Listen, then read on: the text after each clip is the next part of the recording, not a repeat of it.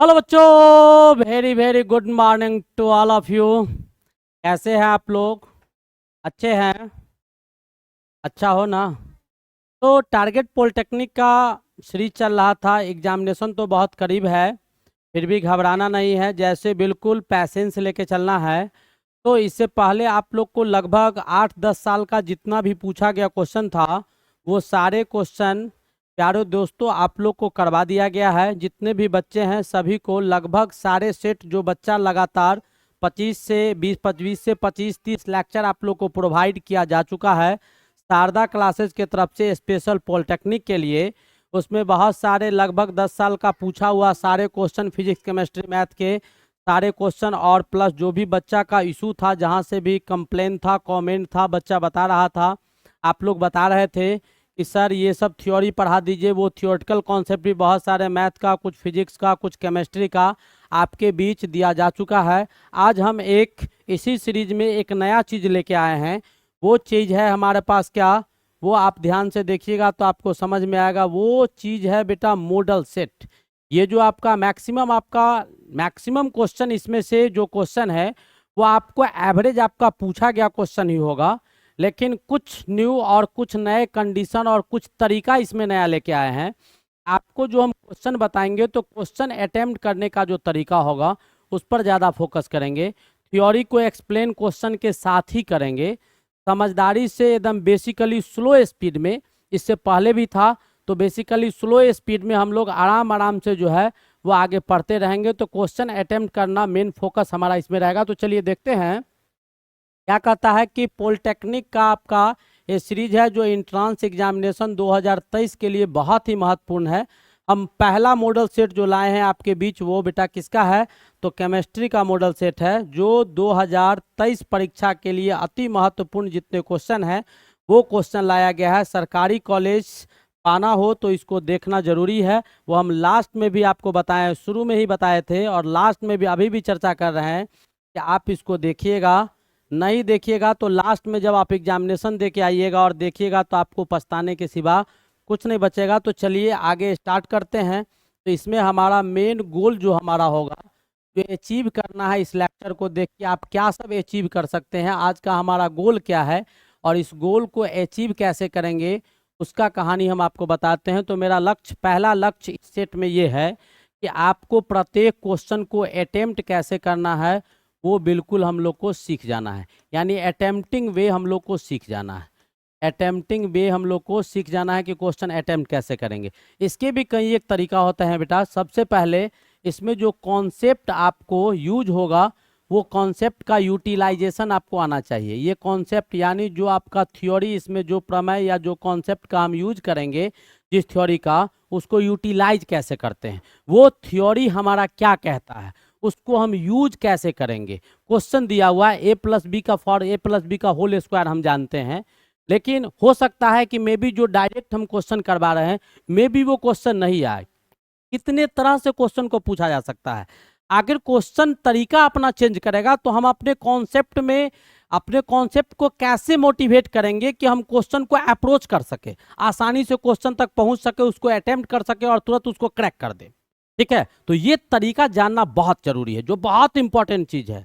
हम बार बार कहते हैं कि जैसे जैसे आगे मेरे साथ आइएगा बहुत कुछ निखरता हुआ चीज दिखाएंगे आपको। उसके बाद तीसरा पॉइंट, जब ये सीख जाएंगे तो प्रत्येक क्वेश्चन का जो सॉल्यूशन अप्रोचिंग होता है तो कम समय में, यानी हम जान रहे हैं, हम बहुत कुछ सिखा देंगे आप लोग को थियोरटिकल कॉन्सेप्ट से, लेकिन उतना जानना है हमको, लेकिन वो सारा चीज यहाँ दिखाना नहीं है। कम समय में बेहतर कैसे करेंगे, हमारा सॉल्यूशन सही कैसे होगा, कम समय में बेहतर करने के लिए हमको शॉर्ट मेथड अपनाना होगा। और ये शॉर्ट मेथड जो हमारा होगा, लॉन्ग वे नहीं लेना होगा। लॉन्ग वे हमेशा डिस्टर्बिंग वे होता है। शॉर्ट वे जो होगा, हाँ, लॉन्ग वे कॉन्सेप्ट होना चाहिए हमारे पास, तब भी हम शॉर्ट वे को ढूंढ सकते हैं, अदरवाइज नहीं ढूंढ सकते हैं। तो लंबा वे होना चाहिए, तरीका आपका लंबा होना चाहिए। आप जानते हैं कि इस प्रोसेस से हम इसको बना सकते हैं, लेकिन आपको उसी प्रोसेस को यूटिलाइज करना है शॉर्ट वे में और आंसर को टिक कर देना है। बस इतना ही तो खेल है। ये खेल समझ जाएंगे तो सब चीज समझ जाएंगे। चलिए आगे स्टार्ट करते हैं। पहला क्वेश्चन हमारा बेटा क्या कहता है? पहला क्वेश्चन, फर्स्ट नंबर क्वेश्चन आप लोग देखिएगा क्या कहता है, उसको ध्यान से देखिएगा। कहता है खाली स्थान, यानी क्या, को छोड़कर न्यूट्रॉन सभी तत्वों के परमाणु में पाया जाता है। यानी किसी इसमें से 4 एलिमेंट आपको दिया गया है। अब पूछ रहा है कि एलिमेंट है, सीधी सी बात है, एलिमेंट है, सिंगल फॉर्म में होगा तो वो एटम होगा, ठीक है। एटम होगा तो उसमें इलेक्ट्रॉन, प्रोटॉन और न्यूट्रॉन, बेसिकली 3 फंडामेंटल चीज तो पाया जाता है एटम में। इलेक्ट्रॉन पाया जाता है, ध्यान से देखिएगा, एटम में 3 फंडामेंटल कॉन्स्टिट्यूएंट्स होता है एटम का, जो 3 फंडामेंटल पार्टिकल्स, जो मौलिक कण होते हैं, आधारभूत कण होता है एटम में, वो 3 पाया जाता है। अगर सिंगल फॉर्म में इलेक्ट्रॉन को लेंगे तो वो बेटा एटम होगा, वो क्या होगा, सिंगल फॉर्म में अकेले, जैसे H2 आपका मॉलिक्यूल्स हो जाता है और कहीं H लिखा हुआ है यानी हाइड्रोजन एटम लिखा हुआ है, Cl2 लिखा हुआ है यानी वो होमो एटॉमिक मॉलिक्यूल्स है, वो क्लोराइड हो जाएगा। लेकिन Cl कहीं लिखा हुआ है, सिंपली Cl लिखा हुआ है, इट मीन्स कि वो आपका क्लोरीन एटम दिया हुआ है, ठीक है। तो एटम में बेसिकली फंडामेंटल 3 वो फंडामेंटल पार्टिकल्स होते हैं, मौलिक कण, उसमें आपका एक इलेक्ट्रॉन होगा, एक आपका प्रोटॉन होगा और एक आपका न्यूट्रॉन होगा। ये 3 मौलिक कण होते हैं एटम में, जिसमें एटम का जनरली शेप आपका स्फेरिकल होता है। तो जिसमें न्यूक्लियस में बेटा इलेक्ट्रॉन और प्रोटॉन और न्यूट्रॉन पाया जाता है, प्रोटॉन एंड न्यूट्रॉन दोनों चीज आपको कहाँ पाए जाते हैं, न्यूक्लियस में पाए जाते हैं। इलेक्ट्रॉन आपका ऑर्बिट में चक्कर लगाता है। इतना ही नहीं, इसमें और सारे कंपोनेंट एटम में पाए जाते हैं। अभी तक till now there are 36 constituents particles present in an atom, जिसको हम लोग जान रहे हैं, जिसको हम लोग क्या कर रहे हैं, जान रहे हैं। 36 ऐसे मौलिक छोटे छोटे कण हैं, ऐसे छोटे छोटे कण हैं जो एटम में पाया जाता है, जिसमें 3 आपका मौलिक कण होता है, 3 इलेक्ट्रॉन, प्रोटॉन, न्यूट्रॉन। इसके बाद मेसॉन पाया जाता है, पॉजिट्रॉन पाया जाता है, एंटी न्यूट्रिनो पाया जाता है, पाई पाया जाता है, पाई पॉजिटिव, पाई मेसॉन पाया जाता है, मेसॉन पॉजिटिव पाया जाता है, मेसॉन निगेटिव, ऐसे बहुत सारे तत्व पाए जाते हैं। उसकी आवश्यकता अभी हमको नहीं है। तो जैसे इसमें हम एक एग्जाम्पल ले ले, जैसे मान लो हम ऑक्सीजन का लेते हैं, हमको पूछ रहा है कि न्यूट्रॉन किस में पाया जाएगा। आंसर तो हम 1 मिनट में बता सकते हैं, आपको भी पता होगा, लेकिन हो न हो लक बाई चांस ये क्वेश्चन न दे, वैसा ही कुछ दे दे जो एक्सेप्शनल टू द रूल हो। केमिस्ट्री में बहुत सारे अपवाद आते हैं, केमिस्ट्री में बहुत सारा अपवाद आता है। तो जैसे मान लो हम ऑक्सीजन लिए, तो ऑक्सीजन का बेटा सिंबल O होता है, ये आप लोग जानते हैं। अब इसलिए बताने की आवश्यकता नहीं है, फिर भी हम आपको बता रहे हैं क्योंकि पहले बोले हैं कि कॉन्सेप्ट समझाएंगे। ऑक्सीजन का एटॉमिक नंबर 8 होता है, एटॉमिक मास 16 होता है, यानी परमाणु संख्या 8 और परमाणु भार क्या है, परमाणु भार संख्या कितना होगा, 16 होगा। एटॉमिक नंबर को बेटा हमेशा जो सिंबल होता है उसके जस्ट लेफ्ट साइड नीचे लिखा जाता है, हमेशा लेफ्ट ही लिखा जाता है, और मास को राइट और लेफ्ट दोनों तरफ लिख सकते हैं। अब आपको पता होना चाहिए कि जो परमाणु संख्या होता है, जो एटॉमिक नंबर होता है, जो परमाणु संख्या होता है, वो प्रोटॉन के संख्या के बराबर होता है, प्रोटॉन के संख्या के बराबर होता है। जो प्रोटॉन का संख्या होगा वो उसका एटॉमिक नंबर होगा। और जो परमाणु संख्या के बाद परमाणु भार संख्या होता है, एटॉमिक मास नंबर जिसको बोलते हैं, atomic mass number, Hindi English दोनों बता रहे हैं। एटॉमिक मास नंबर, परमाणु भार संख्या जो होगा वो आपको किसके बराबर होता है, तो number of proton plus number of neutron के बराबर होगा। तो सीधी सी बात है, जिसका एटॉमिक नंबर एटॉमिक मास के बराबर आ जाएगा, जिसका एटॉमिक नंबर एटॉमिक मास के बराबर आ जाएगा, इट मीन्स कि उसमें प्रोटॉन नहीं पाए जाएंगे। हमारे पास क्वेश्चन था, हम थ्योरी बता रहे हैं कि वैसा कोई भी तत्व या वैसे कोई भी परमाणु जिसका परमाणु संख्या लगभग परमाणु भार संख्या के बराबर आ जाएगा, उसमें न्यूट्रॉन नहीं पाया जाएगा। क्यों? क्योंकि परमाणु संख्या प्रोटॉन के संख्या के बराबर है और atomic mass proton plus neutron के बराबर है। तो मान लीजिए कि ये 1 है तो ये भी 1 आ गया, इट मीन्स क्या, ये 0 होगा। एटॉमिक नंबर 5 है तो प्रोटॉन 5 गो है, एटॉमिक मास आपका 7 आ रहा है, इट मीन्स क्या, 2 गो न्यूट्रॉन इसमें पाया जाएगा, 2 गो न्यूट्रॉन पाया जाएगा। जैसे हम इसी का एग्जांपल लिए हैं, तो इसका एटॉमिक नंबर क्या है, नंबर ऑफ प्रोटॉन, तो नंबर ऑफ प्रोटॉन इसमें कितने हैं, 8 हैं, लेकिन इसका एटॉमिक मास कितना है, 16 है, यानी 8 प्लस 8, इट मीन्स क्या, ये जो 8 8 16, 8 में कितना जोड़ दिए थे, 16 आया, यही बेटा नंबर ऑफ न्यूट्रॉन है, यही क्या है, नंबर ऑफ न्यूट्रॉन्स है। अब सबका पता कर लीजिए, जैसे क्लोरीन है तो क्लोरीन का कितना होगा, तो क्लोरीन का 17 होगा, 35.5 होगा। आपको पता चल गया। आज के बाद जो भी क्वेश्चन आपसे पूछा जाएगा कि नंबर ऑफ न्यूट्रॉन किसमें नहीं पाया जाएगा, सीधा कहेगा कि शारदा वाले सर ने बताया था कि सर जिसका परमाणु संख्या परमाणु भार के बराबर हो जाता है, परमाणु भार संख्या के बराबर हो जाता है, इट मीन्स क्या, आपका उसमें न्यूट्रॉन नहीं पाया जाता है। तो आपका ये दोनों अलग अलग है, इसमें न्यूट्रॉन पाए जाएंगे, तो ये ऑप्शन आपका होगा नहीं। ऑक्सीजन हमने दिखा दिया, ये ऑप्शन होगा नहीं। आर्गन भी 18 और लगभग 36-37 के बराबर होगा नहीं। होता है हाइड्रोजन, होता है हाइड्रोजन। आपको अगर हाइड्रोजन के जगह पर हाइड्रोजन का 3 गो आइसोटॉप्स होता है बेटा, हाइड्रोजन का 3 आइसोटॉप्स होता है, एक आपका प्रोटियम होता है, एक ड्यूटेरियम होता है, एक आपका ट्रिटियम होता है। वैसे हाइड्रोजन का एटॉमिक नंबर 1 होता है और एटॉमिक मास 1.008, इट मीन्स क्या, ये भी 1 होता है। तो क्या atomic mass number atomic number के बराबर आ गया ना, यानी नंबर ऑफ प्रोटॉन्स इसमें नहीं पाए जाएंगे। नंबर ऑफ प्रोटॉन्स कहते हैं, नंबर ऑफ न्यूट्रॉन्स इसमें नहीं पाए जाएंगे। हो गया क्लियर। अब इसमें देखिएगा तो इसमें इलेक्ट्रॉन देखो, प्रोटॉन देखो और न्यूट्रॉन देखो। तो जनरली जो एलिमेंट होते हैं उसमें जितने नंबर ऑफ इलेक्ट्रॉन्स होते हैं उतना ही नंबर ऑफ प्रोटॉन भी पाया जाता है, उतना ही नंबर ऑफ प्रोटॉन भी। तो ये पॉजिट्रॉन में आपका एक इलेक्ट्रॉन है, एक प्रोटॉन है और न्यूट्रॉन 0 है।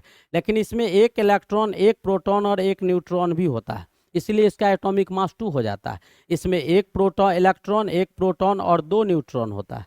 क्या होता है, 2 न्यूट्रॉन। और ये दोनों जब मिला तो पॉजिट्रॉन ही हाइड्रोजन हुआ, तो इसका एटॉमिक मास 1, इसका एटॉमिक मास 1 + 1 कितना हो जाएगा 2, और इसका एटॉमिक मास 1 + 2 = 3। गेट क्लियर, आ गया समझ में। एकदम बिल्कुल ऐसे ही आप लोग को समझना है, ध्यान से देख लीजिएगा, कहीं कोई दिक्कत हो तो आप पूछ सकते हैं। आगे बढ़े, चलिए दूसरा क्वेश्चन देखिए बेटा, क्या कहता है कि परमाणु के एक नाभिक कण प्रोटॉन की खोज किसने की थी। परमाणु का नाभिक कण बोल रहा है। अभी हमने बताया है कि नाभिक में 2 ही कण पाए जाते हैं, बेसिकली 2 कण पाए जाते हैं, एक प्रोटॉन और दूसरा न्यूट्रॉन। तो अगर इसी में पूछता परमाणु का एक नाभिक कण प्रोटॉन है तो दूसरा नाभिक कण कौन होगा, क्या लिखेंगे, न्यूट्रॉन। अगर ऐसा पूछता कि परमाणु के नाभिक कण कौन कौन होते हैं, और ऑप्शन में देता electron proton, proton neutron, electron neutron, all of these, तो किसको मारते, प्रोटॉन और न्यूट्रॉन को मारते। ये आपको समझना होगा, ये सोच आपको डेवलप करना होगा। हम इतना मैच्योर कर देंगे आप लोग को कि आप सोच नहीं पाइएगा, आगे भी इसके बाद भी सब जगह ये काम आएगा। तो चलिए हम देखते हैं। तो परमाणु का नाभिक कण हमारे पास कितने हो गए, तो नाभिक कण बेटा बेसिकली 2 होते हैं, एक आपका प्रोटॉन होता है, सिंबल प्लस होता है इसे लिखते हैं, और एक आपका न्यूट्रॉन होता है। 2 नाभिक कण होते हैं, ठीक। इसमें कहता है नाभिक कण प्रोटॉन का खोज किसने किया था। आपको पता होना चाहिए, आपको पता होना चाहिए कि इलेक्ट्रॉन का खोज जे थॉमसन किया था। कौन किया था, जे थॉमसन ने इलेक्ट्रॉन का खोज किया था। बताने की आवश्यकता नहीं थी, लेकिन ये क्वेश्चन आया है, हो सकता है क्वेश्चन में देता है इलेक्ट्रॉन का खोज कौन किया था, किस एक्सपेरिमेंट से किया था, ठीक है, वो एक्सपेरिमेंट कब कराया गया, ठीक है, और उस एक्सपेरिमेंट में किस किस चीज़ की आवश्यकता हुई, ठीक है, क्या क्या परेशानी हुआ, ये सब कहानी आपको जानना है। तब वो जानिएगा, तब जब उसके कॉन्सेप्ट को जानिएगा। इलेक्ट्रॉन का तो ये कर दिया। प्रोटॉन का बेटा खोज जो किया था, इसमें 2 नाम आता है, इसमें 2 नाम आता है।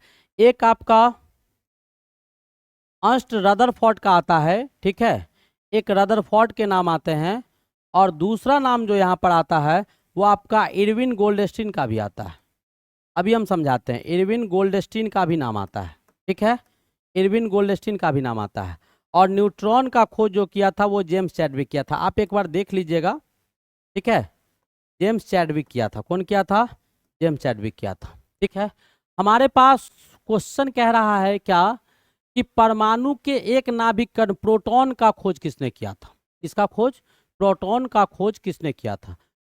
तो प्रोटॉन का खोज बेटा देखो, रदरफोर्ड बहुत अच्छा परिवार से बिलोंग्स करता था, हमारी बातों को ध्यान से सुनो, बहुत अच्छा परिवार से बिलोंग्स करता था, ठीक है, और उसके घर में लगभग लोग शिक्षित थे, अच्छे अच्छे लोग थे, ठीक है, यानी पढ़े लिखे लोग, डॉक्टर इंजीनियर और अच्छे अच्छे मतलब विचार के और एडुकेटेड लोग थे, और पैसे का भी कमी नहीं था।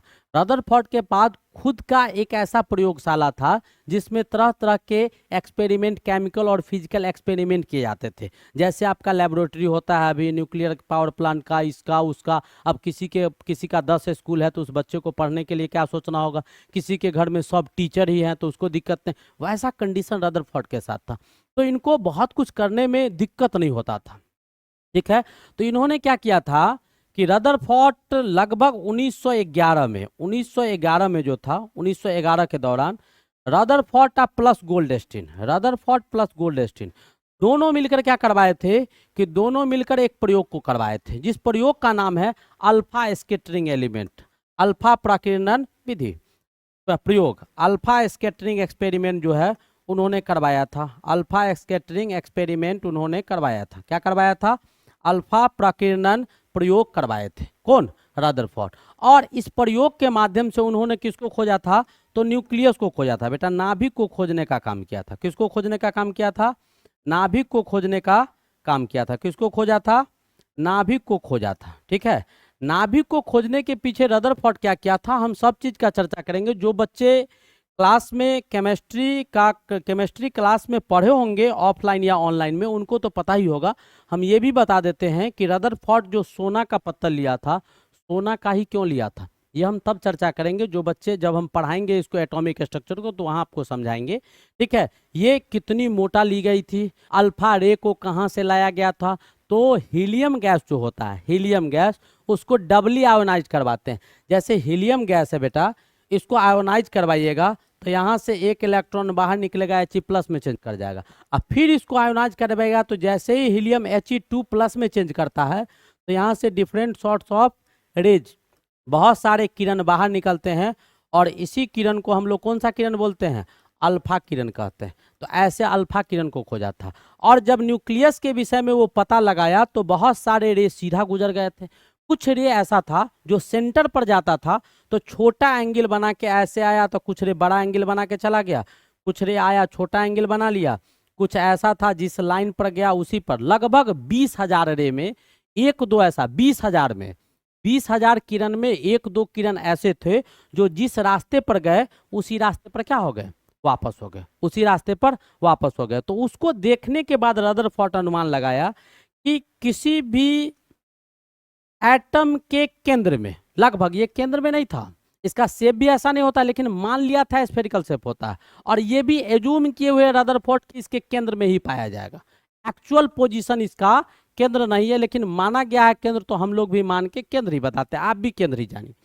तो इसमें बताया कि किसी भी एटम के केंद्र में एक छोटा सा हिस्सा, एक बहुत पॉइंट शेप का छोटा सा हिस्सा पाया जाता है, जो बहुत ही ज्यादा हार्ड और डेंस होता है, इतना कड़ा होता है, इतना घना होता है, इतना कठोर होता है कि इतना पावरफुल किरण, हाईली, बहुत ज्यादा शक्तिशाली किरण, आपका अल्फा रे भी उससे टकरा के वापस हो जा रहा था, या उससे टकरा के अपने रास्ते को बदल रहा था, उससे नहीं पास कर रहा था। और बहुत सारे ऐसे रे थे जो सीधा पास कर रहे थे। तो हमने आपको बताया कि 20,000 में एक दो ऐसा किरण था जो अपने रास्ते पर ही वापस आ रहा था। कुछ छोटे एंगल बना के जा रहे थे, कुछ बड़ा कोण बनाकर डेबिट कर रहा था, और ये हार्ड और डेंस पार्टिकल्स था। तो रदरफोर्ड ने कहा कि ये पॉजिटिवली पार्टिकल्स है, ये पॉजिटिवली चार्ज पार्टिकल्स है, यानी ये आपका पॉजिटिव चार्ज होगा। ऐसा रदरफोर्ड और गोल्डस्टीन दोनों मिलके कहा। कब?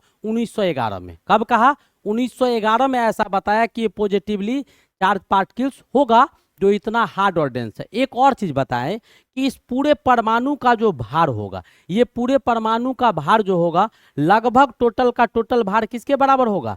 यानी टोटल भार इसका कंसंट्रेट होगा सेंटर में। जैसे सेंटर ऑफ मास में पढ़ते हैं, सेंटर ऑफ मास में हम लोग पढ़ते हैं, जैसे मान लो बेटा ये कॉपी है, तो सेंटर ऑफ मास में कहता है कि इसका भार कहाँ होगा? टोटल इस कॉपी पर होगा। तो उंगली हम लगा के देखेंगे इसको, और जैसे ही उंगली लगाएंगे तो एक समय ऐसा आएगा जहां पर उंगली लगाने के बाद ये कॉपी स्थिर हो जाएगा। बिल्कुल क्या हो जाएगा? स्थिर हो जाएगा। जैसे हो नहीं रहा है, हो नहीं रहा, देखो लग गया ना, ये वो एक उंगली हम लगाए हुए हैं। तो इसका मतलब है कि इस कॉपी का पूरा मास, ये जो कॉपी आपको दिखाई दे रहा है, इस कॉपी का पूरा मास हमारे इस उंगली पर स्थित है और बिल्कुल इसके पोजीशन में अंतर नहीं है। यानी टोटल मास कहाँ कहाँ कंसंट्रेटेड है, एक ही जगह केंद्रित है। वो केंद्र कहाँ है, जहाँ पर इस कॉपी को हमारा उंगली टच कर रहा है। ऐसा रदरफोर्ड कहा कि टोटल का टोटल मास कहाँ होगा, केंद्र में पाया जाता है। तो मैक्सिमम मास यही पाया जाता है। और ज़्यादा डिटेल जानना है तो इसके लिए हम मोल कॉन्सेप्ट पढ़ाए हैं, और मोल कॉन्सेप्ट पढ़ाएंगे, वहाँ सिखाएंगे कि क्या होता है। चलिए, तो ये न्यूक्लियस में हो गया। और इसी कहानी को जब आगे बढ़े तो 1920 में, कब, 1920 में रदरफोर्ड ने इसी का नाम क्या रख दिया, प्रोटॉन रख दिया। रदरफोर्ड ने इसी का नाम क्या रख दिया, प्रोटॉन रख दिया। 11 साल 9 साल बाद। तो ऐसे आपका किसका खोज हुआ था, प्रोटॉन का खोज हुआ था। तो किसने खोजा था, रदरफोर्ड ने खोजा था। उम्मीद है आपको समझ में आ गया होगा कैसे कैसे क्या हुआ, पूरा जन्म कुंडली हम आपको बता दिए। एक बार देख लीजिएगा, समझने का कोशिश कीजिएगा, बार बार पॉज करके लिखिएगा। दिक्कत होगा तो इससे बहुत सारे छोटे छोटे क्वेश्चन आप भी निकाल सकते हैं। चलिए आगे बढ़े। नेक्स्ट क्वेश्चन क्या कहता है, देखिए बेटा, अगला क्वेश्चन क्या कहता है, कहता है कि धातु एम है, धातु को एम से डिनोट करते हैं। फॉस्फेट का सूत्र MPO3 दिया गया है। अब कहता है कि इसके नाइट्रेट का सूत्र क्या होगा। यानी एम तो ठीक है, MPO4 है। MPO4 आपका एक केमिकल फॉर्मूला दिया गया है, ठीक है। अब पूछ रहा है कि M को बनाया जाएगा NO3 के साथ, तो इसका फॉर्मूला क्या होगा। यही फॉर्मूला आपको क्वेश्चन दे रहा है कि ये क्या होगा, क्या जो हम लिखे हैं वो सही है, हम जो लिखे हैं वो सही है। अब आपको जानना होगा बेटा, क्या जानना होगा वो हम मेटल के विषय में नहीं दिया है कि कौन सा मेटल है, केवल क्या लिख दिया है, एम लिख दिया है। लेकिन दो चीज हमको पता है, PO4 पता है, फास्फोरस पता है और ऑक्सीजन पता है। तो इन दोनों का इस्तेमाल करके मेटल के कुछ चीज को निकालेंगे। और जब दो चीज दिया है, तीसरा निकालना है, तो उसके लिए समीकरण की आवश्यकता होती है। ये सब में होता है, चाहे वो फिजिक्स हो, केमिस्ट्री हो, मैथ हो। पहली बार सुन रहे होंगे, लेकिन हकीकत यही है, बिल्कुल हकीकत। एक्चुअल में जो ट्रूथ है वो यही है। कैसे, ध्यान से देखिएगा। अब हमको इस पर कुछ नहीं दिया हुआ है, इस पे कोई चार्ज नहीं दिया हुआ। इट मीन्स कि बेटा इस पर चार्ज जो होगा वो जीरो होगा। चार्ज क्या होगा, जीरो होगा। नहीं कुछ दिया हुआ है तो हम मान लिए कि इस पर टोटल चार्ज कितना है, जीरो के बराबर, आवेश जीरो होगा। ये होता भी है, इसमें कोई दिक्कत नहीं है। अब मेटल का है तो मेटल का मान लेते हैं एक्स। क्या आपका जो इसका ऑक्सीडेशन नंबर होगा वो एक्स मान लिए। फास्फोरस बेटा, phosphorus 5A group, P block के 5A ग्रुप का एलिमेंट है। और इसका मैक्सिमम जो ऑक्सीडेशन नंबर होगा इसका, तो वो आपका +5 होगा। और मिनिमम जो होगा वो आपका -3 होगा। तो -3 से +5 के बीच में होगा, वेरिएबल वैलेंस से आएगा। -3 मिनिमम होगा, ये आपका मिनिमम होगा, न्यूनतम होगा। और ये आपका मैक्सिमम होगा, ये आपका मैक्सिमम यानी सबसे अधिक होगा। ठीक है, कोई दिक्कत। अब चलिए यहाँ पर देखते हैं। तो इसका बेटा +5 हो गया। और ऑक्सीजन का जो होता है वो -2 होता है। ऑक्सीजन के भी दो होते हैं, ग्रुप नंबर के बराबर, मैक्सिमम ग्रुप नंबर के बराबर। तो ये बेटा पी ब्लॉक के 6A ग्रुप का एलिमेंट है। और इसका मैक्सिमम ऑक्सीडेशन नंबर +6 और मिनिमम -2 होता है। +6 यानी क्या, मैक्सिमम +5 और मिनिमम 5 - 8 करते हैं तो -3 आएगा। और 6 - 8 करेंगे तो -2 होगा। ठीक है, तो जनरली हम -2 लेते हैं। तो ये आपका हो गया -2। कितना दिया हुआ है, 4, ये 4 दिया हुआ है टोटल। अब इस पर क्या है, 0। अब सबको जोड़ देंगे टोटल के चार्ज को, तो 0 आ जाना चाहिए, न्यूट्रल आ जाना चाहिए। तो जोड़ेंगे कैसे, सो देखिए, x + 5 - 2 × 4 = 0। तो x = कितना आ जाएगा, 8 - 5 = 3। कितना आ गया, 3। इट मीन्स क्या कि इसको अगर हम तोड़ेंगे तो ये आपका दो पार्ट में टूट जाएगा। कैसे टूटेगा वो ध्यान से देखिएगा। इसको अगर तोड़ेंगे तो ये टूटेगा आपका, m पर कितना चार्ज आ गया, तो +3 में। और PO4 पर क्या आ जाएगा, -3 आ जाएगा। इस टर्म में इसको हम तोड़ सकते हैं, m +3 और PO4 -3। इसी को हम आयंस के फॉर्म में तोड़ दिए। किस फॉर्म में, आयंस के फॉर्म में तोड़ दिए। m पे +3 और PO4 पे -3। कोई दिक्कत। अब यहां से नाइट्रेट का देखेंगे कि नाइट्रेट का बेटा क्या होगा। क्योंकि m पर +3 चार्ज आ गया, तो हमको इस पर जो चार्ज है, तो किसी पर कुछ नहीं चार्ज है, इट मीन्स क्या, 0 लाना होगा। तो यहाँ पर -3, तो m पर +3 हमको आ गया। तो कोशिश हमारी होगी कि NO3 जो लेंगे उस पर -3 आना चाहिए। क्या आना चाहिए, -3 आना चाहिए। तो कैसे आएगा? तो नाइट्रोजन का क्या होता है अभी बताएं बेटा। इसी ग्रुप का नाइट्रोजन भी होता है, फास्फोरस 5A ग्रुप का नाइट्रोजन भी होता है। तो नाइट्रोजन पर +5 हो गया, ऑक्सीजन पर -2 हो गया, गुने 3 कर दिए। तो -6 और +5 को जोड़िएगा तो NO पर क्या आ जाएगा? -1 आ जाएगा। क्या आ जाएगा? -1। तो NO पर क्या आ गया? NO3 पर क्या आ गया? -1। NO3 पर क्या आ गया? -1। M पर क्या है? M पर दिया हुआ है +3 और NO3 पर एगो माइनस आ गया, MO3 पर एगो माइनस। तो 3 गो माइनस हमको लाना होगा, तो इसको 3 से गुना कर देंगे। तो हमारे पास फॉर्मूला क्या आ जाएगा? MnO3 का होल क्यूब, क्योंकि इस पर एगो माइनस, 3 गो माइनस और 3 गो प्लस मिलके न्यूट्रल हो गया। है ऑप्शन? बिल्कुल है। समझ में आया? आया समझ में? बिल्कुल ध्यान से समझते रहिएगा। तोड़ बिल्कुल ऑपरेट करके बता रहे हैं, एक एक चीज खोल के बता रहे हैं। लैप्रोस्कोपिक सर्जरी नहीं है, ओपन सर्जरी है। ओपन करके बता रहे हैं। ओपन लैप्रोस्कोपिक अभी चलता है ना, पहले ओपन चलता था। तो पहले फंडामेंटल चीज था, वही कॉन्सेप्ट आपको दिखा रहे हैं और इसी से लैप्रोस्कोपिक का निर्माण हुआ है। तो आप इसको सीख जाइएगा तो अपने लैप्रोस्कोपिक सर्जरी करने लगिएगा। ठीक है, आगे बढ़ते हैं। अगला क्वेश्चन बेटा क्या कहता है? कहता है कि दो परमाणुओं के बीच सहसंयोजन बंध। सहसंयोजन नाम से ही क्लियर है, जिसमें सबका सहयोग हो। जिसमें क्या हो? सबका सहयोग हो। इसको इंग्लिश में कोवैलेंट बोलते हैं। इंग्लिश में क्या बोलते हैं? कोवैलेंट इसको कहा जाता है, बॉन्ड कोवैलेंट बंधन।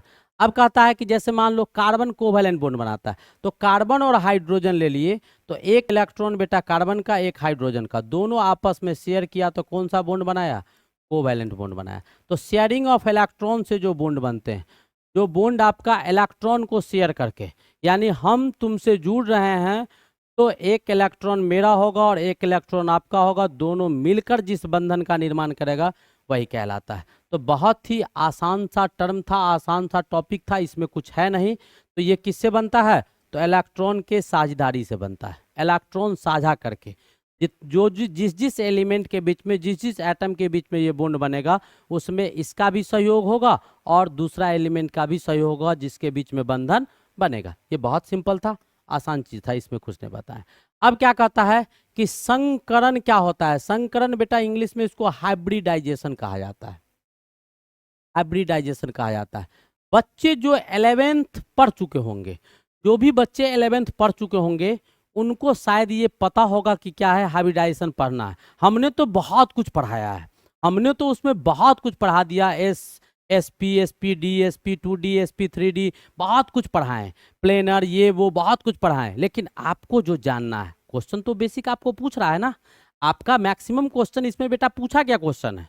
हम लाए जरूर है, लेकिन चुन चुन के लाए हैं थ्योरी समझाने के लिए, जिससे बहुत बार अटेम्प्ट किया है क्वेश्चन को। तो हाइब्रिडाइजेशन क्या होता है जरा सा समझिएगा। Atomic orbital, atomic orbital plus atomic orbital, ठीक है, दो एटॉमिक ऑर्बिटल, समान एटॉमिक ऑर्बिटल ले रहे हैं और इसका एनर्जी E1 है और इसका एनर्जी E2 है।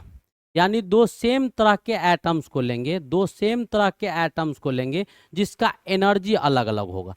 यानी E1 बेटा E2 के बराबर न हो, ये आपको ध्यान में रखना है। E1 E2 के बराबर न हो, ये आपको ध्यान में रखना है कि E1 E2 के बराबर नहीं है। ठीक है, ये आपको ध्यान में रखना है। अब ये दोनों एटॉमिक ऑर्बिटल जब अलग अलग ऊर्जा वाले समान आपको मिलते हैं तो हाइब्रिड ऑर्बिटल का निर्माण करता है। ठीक है, और इस हाइब्रिड ऑर्बिटल जो बनेगा जितना भी, इस सब का एनर्जी सेम होगा, इसका ऊर्जा क्या होगा? सेम होगा। तो कहने का मतलब ये हुआ कि दो समान परमाणविक कक्ष जो होगा, या दो समान परमाणु जिसका ऊर्जा अलग अलग हो, उसको जब आपस में हम लोग मिला देते हैं और मिलाने के बाद वहां से आपको हाइब्रिड ऑर्बिटल बनता है, संकलित ऑर्बिटल का निर्माण होता है। और जिस प्रोसेस से ये पूरा प्रक्रिया होता है ना, अलग अलग एनर्जी वाले दो समान प्रकार के परमाणु आपस में संयोजित होकर एक संकलित परमाणु का निर्माण कर लेता है, जिस विधि से करता है उसी विधि को बेटा क्या कहा जाता है? हाइब्रिडाइजेशन कहा जाता है। आपको यही पूछ रहा था संकलन में क्या होता है। तो संकलन में ये होता है कि दो समान परमाणु अलग अलग ऊर्जा वाले आपस में मिलते हैं, तो दोनों के ऊर्जा का संयोजन होता है और दोनों आपस में मिलकर एक नए चीज को जन्म देता है, क्योंकि केमिकल प्रोसेस है जिसका एनर्जी सेम हो जाता है। जिस विधि के द्वारा इस घटना को संपन्न कराया जाता है वही संकलन होता है और यही संकलन विधि में करवाया भी जाता है। तो हमारे पास ऑप्शन था इलेक्ट्रॉन युग्म का होना, कौन सा ऑप्शन? परमाणु कक्षकों का योग, दो एटॉमिक ऑर्बिटल परमाणु कक्षक आपस में मिलेगा तो क्या बनाएगा? Hybrid orbital. और जिस प्रोसेस से ये पूरा क्रिया होता है उसी को बेटा हाइब्रिडाइजेशन कहा जाता है। क्या कहा जाता है? हाइब्रिडाइजेशन कहा जाता है। यही आपका संकलन होता है। आ गया समझ में? उम्मीद है समझ में आ गया होगा। आप लीजिएगा इसको, आगे बढ़ते हैं। चलिए अब देखिए अगला क्वेश्चन क्या कहता है, सो देखिएगा। कहता है निम्नलिखित में से किस यौगिक की द्रव अवस्था में हाइड्रोजन बंधन नहीं पाया जाता है? बेटा हाइड्रोजन बॉन्ड क्या होता है बताओ? बताओ तुम लोग बता दो, आज हमको बता ही दो। हाइड्रोजन बॉन्ड क्या होता है? बहुत ही स्ट्रांग बॉन्ड होता है। हाइड्रोजन बॉन्ड बहुत ही स्ट्रांग बॉन्ड होता है। जो हाईली इलेक्ट्रोनेगेटिव एलिमेंट अगर दूसरे किसी पॉजिटिव एलिमेंट के साथ मिलता है तब हाइड्रोजन बॉन्ड का निर्माण होता है। तब किसका निर्माण होता है? हाइड्रोजन बॉन्ड का। तो हाइड्रोजन बॉन्ड बनाने के लिए एक चीज तो याद रखिएगा, गांठ मान लीजिएगा, हम बताते हैं कि फोन आपका हाईली इलेक्ट्रोनेगेटिव एलिमेंट होता है। इलेक्ट्रोनेगेटिविटी में हमने तुमको बताया था कि बेटा याद रखिएगा फोन सीएल को याद रखिएगा, फोन सीएल को याद रखिएगा। यहाँ पर बता रहे हैं कि ये हाईली यानी बहुत ज्यादा वैद्युत ऋणात्मक होता है, हाईली इलेक्ट्रोनेगेटिव एलिमेंट होता है। ठीक है, ये तीनों जो है बहुत ज्यादा वैद्युत ऋणात्मक तत्व होते हैं, ये हाईली इलेक्ट्रोनेगेटिव एलिमेंट होता है। तो जब बॉन्ड बनाएगा तो जैसे मान लो कि हाइड्रोजन कहीं है और यहाँ पर ऑक्सीजन है, तो ऑक्सीजन पर बेटा लेमडा माइनस होगा, ये माइनस की तरफ तीर होगा, इस पर लेमडा प्लस होगा। ठीक है, और यहाँ पर अगर लेते हैं तो यहाँ पर आपको दूसरा ले लीजिए, एच ले लीजिए, और इधर मान लीजिए कि एफ ले लीजिए। तो ये आपका इलेक्ट्रोनेगेटिव ये हो जाएगा, ये आपका इलेक्ट्रोपॉजिटिव हो जाएगा। और इन दोनों के बीच जो बॉन्ड बनेगा, this bond is called hydrogen bond. This bond is called कौन सा बॉन्ड? Hydrogen bond. ठीक है, ऐसे हाइड्रोजन बॉन्ड का फॉर्मेशन होता है, बहुत स्ट्रांग बॉन्ड होता है। तो कह रहा है कि H2O में, तो H2O में तो है, H2O में हाइड्रोजन बॉन्ड होगा, बिल्कुल होगा। HF में होगा, बिल्कुल होगा, हाइड्रोजन इलेक्ट्रोपॉजिटिव है। तो एक चीज तो याद रखो, यहाँ ऑक्सीजन है, यहाँ F है और यहाँ N है, ये तीनों में होगा, हमने बताया। इसको याद रखिएगा, इसको याद रखिएगा, इसको जरूर याद रखिएगा। ये कहीं दिखा दे इट मीन्स कि हाइड्रोजन बॉन्ड होगा, इसमें नहीं होगा बेटा। C6H6 आया समझ में? चलिए क्या कहता है बेटा नेक्स्ट क्वेश्चन हमारा, कहता है कि दूध है। क्या है दूध भाई? तो दूध क्या है सब जानता होगा, सब खाया पिया है। दूध क्या है? वही जो माल मवेशी से हम लोग प्राप्त करते हैं, गाय का दूध, भैंस का दूध, ऊँट का दूध, नहीं ये सब क्या है? दूध है। तो पूछ रहा है कि दूध है, तो दूध है, क्वेश्चन क्या पूछा जा सकता है केमिस्ट्री में दूध है, उसको हम समझाते हैं। आप लोग एक चीज जानते होंगे कि दूध को हम ठंडा करें, दूध को हम क्या करें? ठंडा करें। तो दूध को ठंडा कीजिएगा बेटा, जितना ज्यादा ठंडा कीजिएगा, जितना ज्यादा ठंडा कीजिएगा दूध को, उतना ज्यादा गाभ आएगा। ज्यादा के बहुत कम, जितना होगा उतना ही ना आएगा। कुछ भी ठंडा कर दो, कितना दूध को उबाल के जला देगा तो क्या बचेगा? खकोड़ी 100 ग्राम ना। तो दूध को गर्म करते हैं तो तब सर क्या पड़ता है? छाली पड़ता है। दूध को ठंडा करते हैं तो क्या आता है? गाभ आता है, नहीं? और गाभ से क्रीम, और क्रीम से घी बनता है। और छाली को भी गर्म करते हैं तो सर उससे भी घी बनता है। बनता है कि नहीं बनता है? और जब वो खाते हैं तो क्या बन जाते हैं? पावरफुल बन जाते हैं, हष्ट पुष्ट बन जाते हैं हम लोग, नहीं? तो दूध में क्या पाया गया? क्रीम पाया गया, यानी छाली पाया गया। और प्लस जो बचता है उसके बाद, छाली और क्रीम को निकाल देंगे तो क्या बचेगा? दूध दीजिए, जिसको पानी बोलता है। कहता है ना पानी फेंट के दूध दिया है, क्या कहता है? पानी फेंट के दूध दिया है, बोलता है कि नहीं बोलता है? तो कह रहा है कि दूध है, इट मीन्स क्या कि अगर 1 लीटर बेटा दूध लिया जाए तो 1 लीटर दूध में कितना आएगा? 100 ग्राम या 150 ग्राम, इतना क्या आएगा? छाली आएगा। या फिर इतना क्या आएगा? घी, खखोरी कहते हैं, छाली आएगा या गाभ आएगा, इतना ही आएगा। उससे घी बनाइएगा तो कितना? 50 ग्राम, बहुत ज्यादा। तो ज्यादा अमाउंट में क्या पाया गया? ज्यादा अमाउंट में हमारा पानी पाया गया, जिसको बोलते हैं कि जो जब निकाल देते हैं छाली और गाभ को तो बचता क्या है हमारे पास? पानी। बोलता है ना कि दूध ही दिया है, क्या पानी दिया है? इट मीन्स क्या कि ये आपका सॉल्यूशन होता है। कौन सा सॉल्यूशन होता है? कोलाइडल सॉल्यूशन होता है। इसको बेटा कौन सा सॉल्यूशन बोलते हैं? कोलाइडल सॉल्यूशन बोलते हैं, कोलाइडी विलियन कहा जाता है। तो कोलाइडी विलियन है किसका? तो दो चीज का कोलाइडी विलियन है, एक फैट का और दूसरा वाटर का, एक फैट का दूसरा वाटर का, याद रखिएगा, एक फैट का है और दूसरा वाटर का है, यानी बसा का है और जल का है, बसा और जल का है, बसा और जल का है। तो एक चीज तो समझ में आ गया जो हम समझाए कि इट मीन सर दूध जो होता है उसमें दो चीज पाया जाता है, दो चीज का कोलाइडी विलियन होता है। कोलाइडी विलियन क्या होता है वो आप लोग को जो पढ़ा होगा सॉल्यूशन उसको पता होगा, और 10th तक बेटा फाउंडेशन लेवल में थोड़ा बहुत कहीं चर्चा रहता है तो उसमें भी पढ़ाते हैं तो बता देते हैं कि ये आपका बसा और जल का है।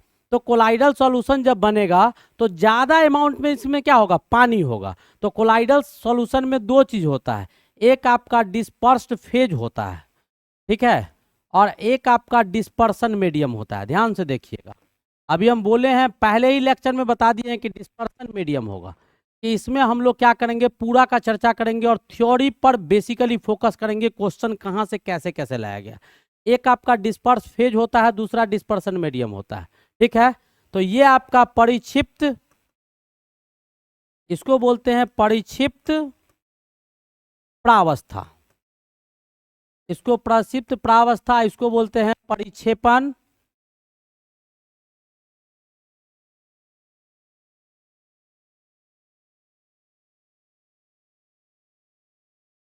परिक्षेपण माध्यम, परिक्षेपण माध्यम। ये क्या होता है सो देखिएगा।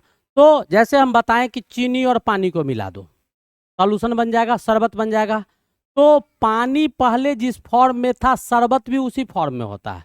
तो परिक्षेपण माध्यम जो होता है उसका जो स्टेट होगा वही आपका सॉल्यूशन का स्टेट होगा, और जो डिस्पर्स्ड फेज होगा वो अपने स्टेट को चेंज कर लेता है, वो अपने स्टेट को क्या करता है, चेंज कर लेता है। तो यहाँ पर बेटा परिक्षेपण, इसको किस में मिलाया जाएगा, चीनी को पानी में मिलाया जाता है, न कि पानी में चीनी को मिलाया जाता है, लिखते हैं ना। तो यहाँ पर ये परिक्षिप्त प्रावस्था फैट का होगा और ये परिक्षेपण वाला क्या होगा, जल होगा। और दोनों को जब हम मिला देंगे, जल और पानी ये दोनों को मिला देंगे, तब वहां से क्या तैयार होगा, दूध होगा। तो दूध में क्या हुआ कि फैट को डिजोल्व किया गया, किसमें, पानी में, पानी में फैट को डिजोल्व किया गया, और न कि फैट में पानी को डिजोल्व किया गया। दूध में क्या हुआ, फैट को डिजोल्व किया गया है पानी में। तो जल में परिक्षिप्त बसा है कौन, जल में आपका मिला हुआ है क्या, बसा। कौन सा ऑप्शन होगा ये, तेल में परिक्षिप्त नहीं होगा, ये तीनों नहीं होगा। आ गया समझ में, बहुत ही सिंपल क्वेश्चन था। चलिए आगे बढ़ते हैं।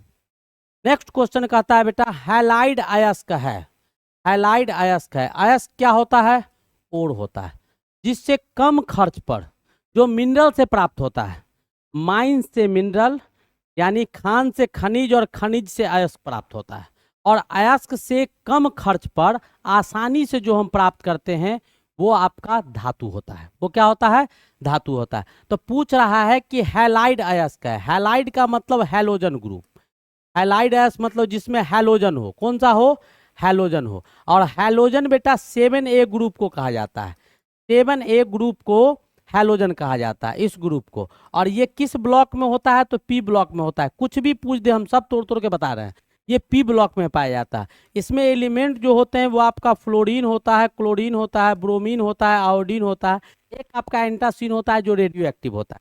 बेसिकली 4 हैलोजन होते हैं। तो हैलोजन पूछ रहा है कि हैलोजन का अयस्क होना चाहिए, हैलाइड का अयस्क होना चाहिए, यानी वैसा अयस्क जिसमें हैलोजन पाया जाए।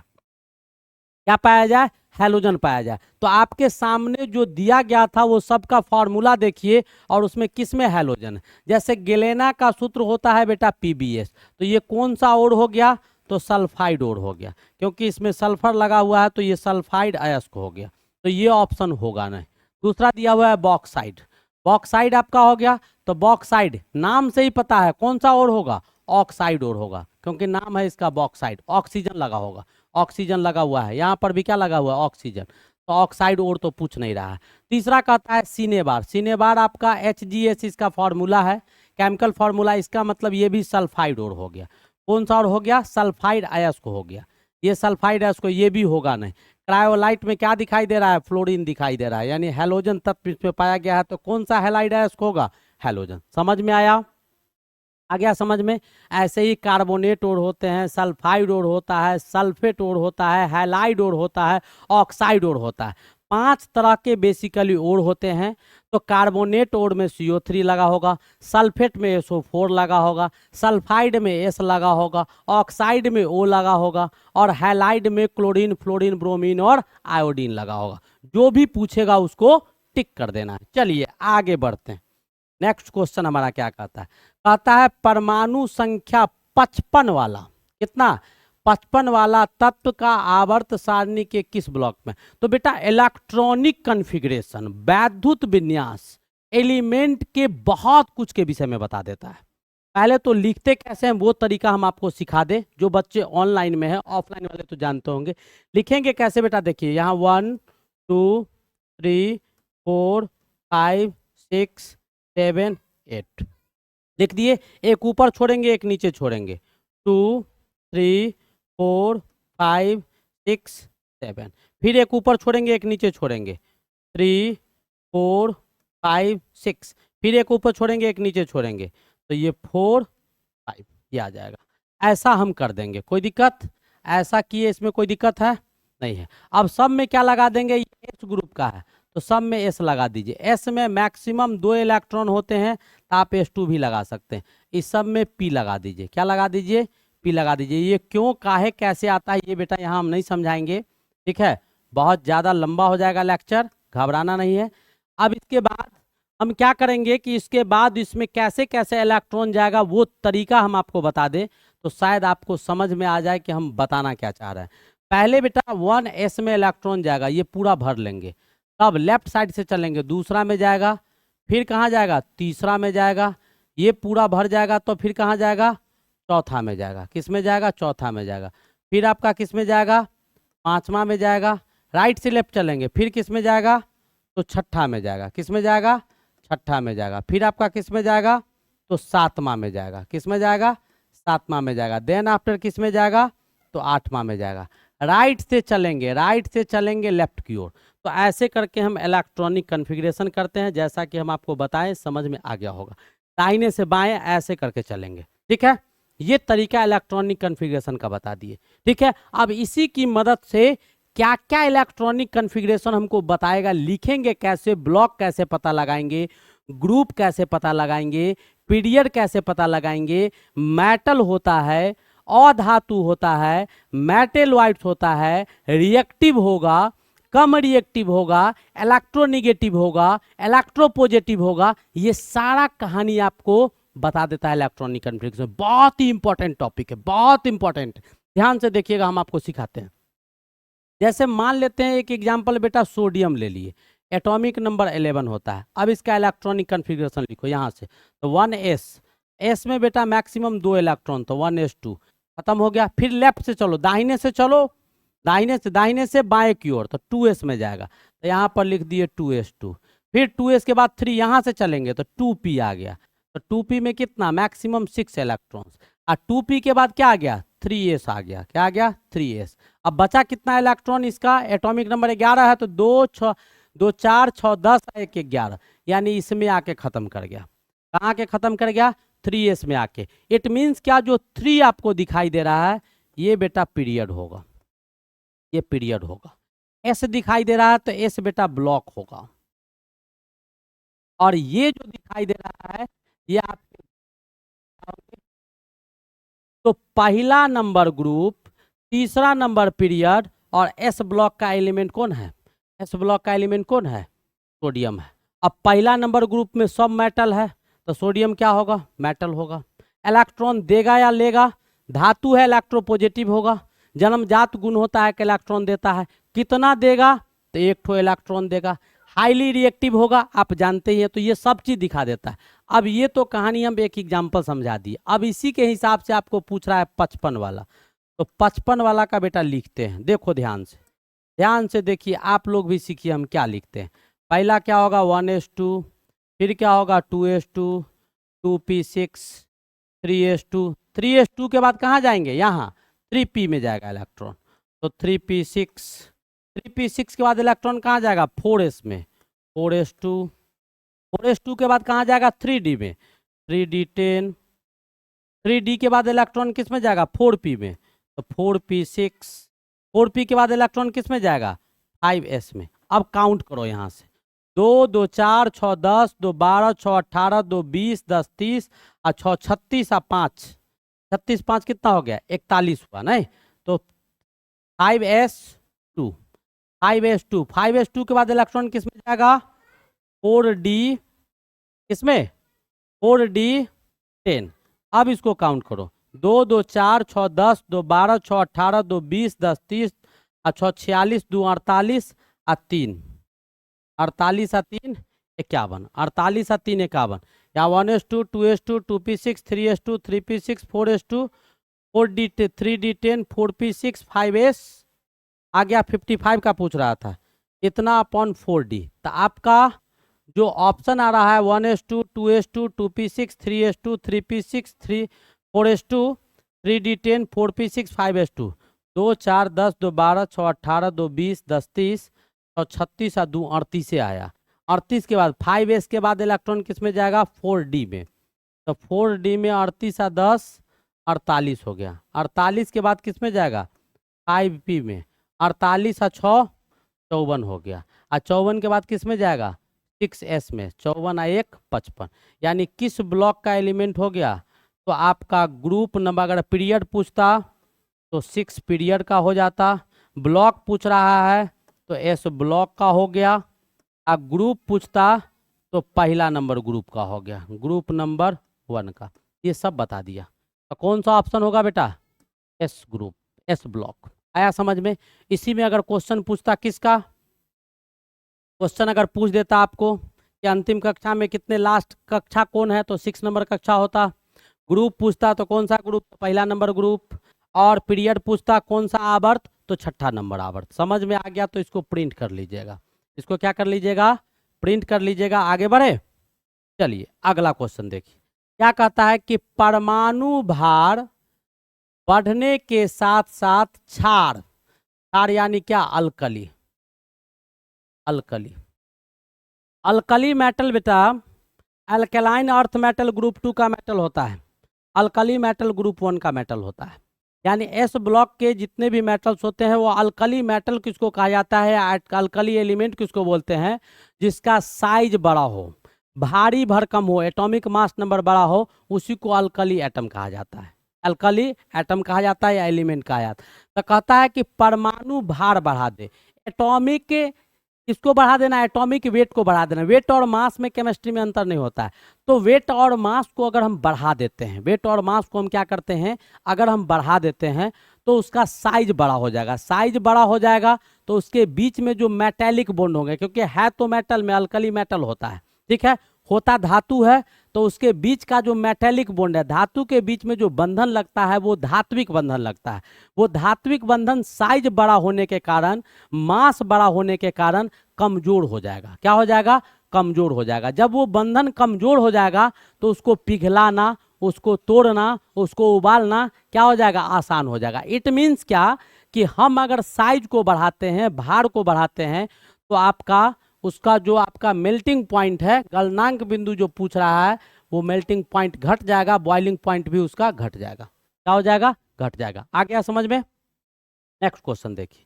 अब कहता है कि विरंजक चूर्ण, जिसको ब्लीचिंग पाउडर कहा जाता है, विरंजक पूर्ण, विरंजक गुण यानी क्या, ब्लीचिंग प्रॉपर्टी, इससे मुक्त होने का कारण होता है। यानी विरंजक गुण कहता है कि इससे कलर को डिस्कलर किया जाता है। किसी चीज का कलर है, जैसे हम ये पहने हुए हैं, तो इसका अगर लाल कलर है, आप लोग को दाग लग जाता है। क्या कपड़ा में क्या लगता है, दाग लग जाता है। तो दाग लग जाता है तो किसे छुड़ाते हैं, तो नींबू डालते हैं, पेट्रोल डालते हैं, डीजल डालते हैं, किरासन तेल डालते हैं, ब्लीचिंग पाउडर डालते हैं, या साबुन को खूब रगड़ते हैं, सर्फ को खूब रगड़ते हैं। तो आप देखिएगा तो जब धुला हुआ कपड़ा रहता है तो उस समय लगेगा रंग छूट गया, और जैसे ही उसको सुखाइएगा तो वो ऑक्सीडाइज कर जाता है, और ऑक्सीडाइज करने के बाद फिर से उस पर कलर आ जाता है। जिस समय धोइएगा, पानी में भीगा हुआ रहेगा तो दिखाई देगा कि जो दाग छूट गया, और बाद में फिर से आ जाता है। तो उसको टेम्परेरी कलर बोलते हैं। वो टेम्परेरी प्रोसेस होता है, उसमें परमानेंट कलर नहीं जाता है, ठीक है। और यहाँ ब्लीचिंग पाउडर से जब उसको वॉश कीजिएगा तब परमानेंट उसका कलर चला जाएगा, फिर दोबारा दाग रहेगा नहीं, बिल्कुल मिट जाएगा। जैसे जैसे सूखेगा वैसे वैसे और उसका दाग खत्म हो जाएगा। तो कहता है कि विरंजक गुण जो होता है, वो विरंजक चूर्ण में, ब्लीचिंग पाउडर में जो आपका ब्लीचिंग गुण पाया जाता है, वो ब्लीचिंग गुण किसके कारण पाया जाता है, क्या होता है उसमें, वही क्वेश्चन में पूछ रहा है। तो बेटा होता क्या है कि ब्लीचिंग पाउडर क्या होता है आपका, CaOCl2 का रिएक्शन जब हम करवाते हैं H2O के साथ, तो यहाँ से हमारा क्या बन जाता है, CaOH2 का फॉर्मेशन हो जाता है, CaOH2 का फॉर्मेशन हो जाता है। और ये CaOH2 जो आ जाएगा, CaOH2 प्लस क्या, यहाँ से क्लोरीन आपका बाहर निकल जाता है। क्लोरीन क्या होता है, Cl2 के फॉर्म में, डाइवैलेंट गैस है, स्टेबल है, बाहर निकल जाता है। अब ये Cl2 क्या करता है कि पानी तो ज्यादा अमाउंट में रहता है, पानी में धोते हैं, पानी में कपड़ा को फैलाते हैं, कुछ भी करते हैं, तो पानी ये फिर क्या करता है कि H2O से रिएक्ट कर लेता है। और H2O से रिएक्ट करने के बाद यहाँ से क्या करता है कि Ca जो है वो आपका यहाँ से CaOH का फॉर्मेशन कर लेगा, और यहाँ से बाहर क्या निकल जाएगा, तो नेसेंट ऑक्सीजन को बाहर निकलता है। और ये जो नेसेंट ऑक्सीजन है, नेसेंट ऑक्सीजन जो है, नवजात ऑक्सीजन जिसको कहते हैं, ये बहुत खतरनाक होता है। ये ऑक्सीजन क्या होता है, बहुत ज़्यादा खतरनाक होता है, इतना खतरनाक होता है ऑक्सीजन जिसका कोई जवाब नहीं। अच्छा यहाँ से Ca इसमें है कहाँ, यहाँ पर HCl बनेगा बेटा, ये टूटेगा तो क्या बनेगा, HCl बनेगा। कैसे बनेगा वो आप लोग को पता है, यहाँ से Cl2 था, इसको तोड़ दीजिएगा तो ये क्या है, H+ में बदल जाएगा, और ये आपका O- में बदल जाएगा। 2 लगा दो यहाँ पर 2 गो हाइड्रोजन है, 1 गो ऑक्सीजन, और यहाँ इसको तोड़िएगा तो 2Cl- में टूट जाएगा, माइनस प्लस दोनों मिलके HCl बना देगा यहाँ से, ठीक है, ये बन जाएगा। और ये nascent oxygen highly reactive oxygen होता है, और यही नवजात ऑक्सीजन ब्लीचिंग पाउडर में किस गुण को देता है, ब्लीचिंग गुण को देता है। ब्लीचिंग गुण को देने का काम कौन करता है, यही नवजात ऑक्सीजन है। सो बहुत ही इंटरेस्टिंग क्वेश्चन था, और ये परमानेंट प्रोसेस होता है, एक बार रंग चला गया तो परमानेंट सदा के लिए चला गया, क्योंकि ये ऑक्सीडेशन प्रोसेस से हो रहा है। चलिए आगे देखते हैं। पता है कि मार्स गैस, आपको पता होगा, हम आपको बता दें कि मार्स गैस क्या होता है, ध्यान से देखिएगा।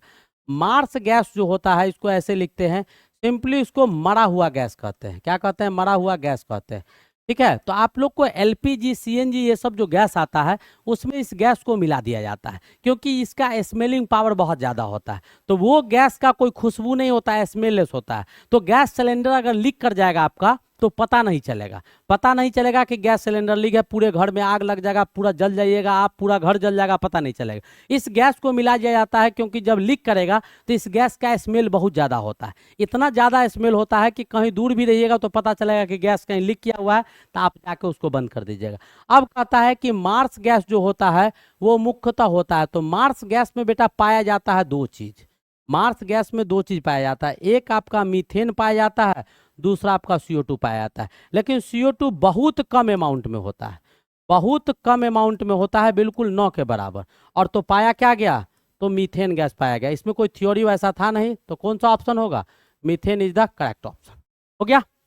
चलिए अगला क्वेश्चन देखते हैं, क्या कहता है, अल्कोहल तथा अम्ल के बीच अभिक्रिया कहलाती है। तो अल्कोहल और अम्ल का रिएक्शन करवाइएगा, आपको हम इससे पहले करवाए हैं, रिएक्शन करवा के भी दिखाए हैं कि अल्कोहल और अम्ल, यानी यहाँ पर जो हम रिएक्शन करवाए थे उसमें हम बेटा एसिटिक एसिड लिए थे। कौन सा एसिड लिए थे, एसिटिक एसिड लिए थे। और ये एसिटिक एसिड जो आपको लिया गया था, इसका फॉर्मूला CH3COOH होता है, ठीक है। और इन प्रेजेंस ऑफ, ये अल्कोहल है, यहाँ पर हमने C2H5OH को लिया था, इन दोनों को आपस में रिएक्ट करवाया था, ठीक है। और इस प्रोसेस से जो बनता है इसको हम लोग स्टेरिफिकेशन बोलते हैं, स्टेरिफिकेशन बोलते हैं, क्योंकि इस प्रोसेस से निर्माण किसका होता है, तो ईस्टर का निर्माण होता है। किसका निर्माण होता है, ईस्टर का निर्माण होता है, इसलिए हम लोग इसको क्या बोलते हैं, स्टेरिफिकेशन प्रोसेस बोलते हैं। और इसमें जो इंपॉर्टेंट चीज है हम आपको बताते हैं, जो ये क्वेश्चन से बेहतर था वो क्वेश्चन पूछता जो हम अभी आपको बताने जा रहे हैं। वो क्वेश्चन पूछता कि बेटा ये ऐसा प्रोसेस है, इसमें जो अल्कोहल आपको दिखाई दे रहा है, ये अल्कोहल एसिड जैसा व्यवहार करता है, ये अम्ल जैसा व्यवहार करता है, जबकि एसिटिक एसिड कार्बोक्सिलिक एसिड का ग्रुप का दूसरा कंपाउंड है, बहुत इंपॉर्टेंट कंपाउंड है, इसको इथेनोइक एसिड भी हम लोग बोलते हैं। इथेनोइक एसिड IUPAC नेम है, और इसी का कॉमन नेम एसिटिक एसिड है। जो एसिड होते हुए भी कैसा व्यवहार करता है, बेस जैसा व्यवहार करता है। और जब ये रिएक्शन करवाते हैं स्टेरिफिकेशन का, तो एक एसिड हमको एज ए कैटलिस्ट यहाँ रखना पड़ता है, या एज ए मोटिवेटर आपको एक एसिड रखना पड़ता है, ठीक है। तो ये एल्कोहल आपका कार्बोक्सिलिक एसिड के साथ रिएक्शन किया in presence of another acid by the process of esterification, किसका निर्माण किया, ईस्टर का फॉर्मेशन किया। जहां इस रिएक्शन में आपका एल्कोहल एसिड का अम्ल का काम करता है और ये आपका एसिटिक अम्ल जो है वो क्षार का काम करता है। बहुत इंपॉर्टेंट चीज था। तो कौन सा प्रोसेस है, स्टेरिफिकेशन। दूसरा कहता है साबुनीकरण। साबुनीकरण सैपोनिफिकेशन, इसकी मदद से साबुन को बनाया जाता है। हाइड्रोजनीकरण मतलब क्या, एडिशन ऑफ हाइड्रोजन, हाइड्रोजन को जोड़ना किसी चीज में। और जल का अपघटन मतलब क्या, हाइड्रोलाइसिस, हाइड्रोलाइसिस या क्रिस्टलाइजेशन, हाइड्रोलाइसिस या क्रिस्टलाइजेशन। जल को जोड़ना, जल अपघटन मतलब क्या, हाइड्रोलाइसिस या क्रिस्टलाइजेशन, यानी जल को जोड़ना। ये तो ये क्वेश्चन था, समझ में आ गया होगा सब पॉइंट। अगला क्वेश्चन देखिए क्या कहता है, विनेगर, सिरका यानी शराब बेटा। सिरका यानी क्या, बेसिकली मान लो ये शराब, ठीक है, ये जो होता है शराब में उपस्थित होता है। तो शराब में HCl, H2SO4, HNO3 ये तीन चीज दिया हुआ है। तो शराब में बेटा पाया क्या जाता है, तो शराब में पाया जाता है कौन, एसेटिक एसिड। कौन सा एसिड पाया जाता है, एसेटिक एसिड, ये इसका कॉमन नेम है। और इसी का दूसरा नेम भी पूछ सकता है, इसको हम लोग इथेनोइक एसिड बोलते हैं। कौन सा अम्ल बोलते हैं, इथेनोइक अम्ल, एसेटिक अम्ल कॉमन नेम, और ये नाम IUPAC नेम। कौन सा नेम, IUPAC नेम। कौन सा नेम, IUPAC नेम। तो एसेटिक एसिड और इथेनोइक एसिड दोनों नाम होता है। और इसमें जो पाया जाता है इसका अमाउंट, तो बेटा इसमें बहुत कम पाया जाता है, 8 से 10% ही एसेटिक एसिड पाया जाता है।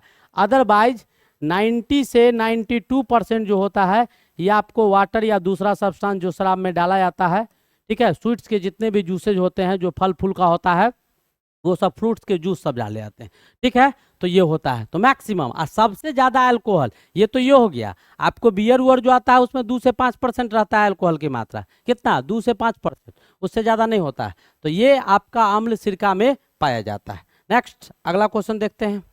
देखिए कहता है कि पीतल निम्न का मिश्र धातु, पीतल को इंग्लिश में ब्रास बोलते हैं बेटा, और मिश्र धातु मीन में क्या, एलॉय, मिश्र धातु मीन्स एलॉय। तब पीतल किससे बना होता है, तो इस क्वेश्चन में भी दम नहीं है। पीतल का निर्माण कॉपर और जिंक की मदद से होता है। कॉपर और जिंक को मिलाते हैं तो पीतल का निर्माण होता है, ब्रास का फॉर्मेशन होता है। किसका फॉर्मेशन, ब्रास का। इसमें बेटा 70% जो है वो आपको कॉपर पाया जाता है और लगभग 30% जिंक पाया जाता है। तो ऐसा पूछ सकता है कि पीतल और जिंक को मिलाते हैं तो ब्रास पाया जाता है, जिसमें पीतल का कितना अमाउंट होता है और ब्रास का कितना अमाउंट होता है। तो मान लो 1 kg ये प्राप्त हुआ, इसका मतलब 70 यानी 700 ग्राम ये होगा, 300 ग्राम ये होगा, तब मिलाएंगे इस रेशियो में तो इसका फॉर्मेशन होगा। तो कौन सा ऑप्शन होगा, ऑप्शन कौन सा होगा, तांबा और जिंक। बहुत ही आसान क्वेश्चन था। नेक्स्ट क्वेश्चन देखिएगा। इस प्रकार आपका क्या हो गया, टोटल का टोटल क्वेश्चन, टोटल का टोटल क्वेश्चन, जितने आपको क्वेश्चन थे सारे कॉन्सेप्ट के साथ हमने आपको डील किया। आगे भी ऐसे मॉडल सेट आपको आते रहेगा, आप हमारे साथ केवल बने रहिए। और एट लास्ट फिर याद दिला रहे हैं कि इस मॉडल के सेट के साथ जिस किसी भी बच्चा को अगर थ्योरी में कहीं से कोई दिक्कत हो, किसी कॉन्सेप्ट को समझने में दिक्कत हो, तो आप प्लीज कमेंट करके हमको बताइए। आज बताइएगा, कल से लेके परसों तक, यानी कल तक। आज अगर सुबह बता दीजिएगा तो शाम तक आपको लेक्चर हम अपलोड कर देंगे। अगर आज बता दीजिएगा, शाम को नहीं हुआ, तो कल आपको डेफिनेटली वो लेक्चर आ जाएगा। इसके लिए हम बिल्कुल रेडी हैं, आप भी रेडी रहिए। इसको ध्यान से पढ़ते रहिए, हंसते रहिए, खुश रहिए। तब तक के लिए best of luck, thank you.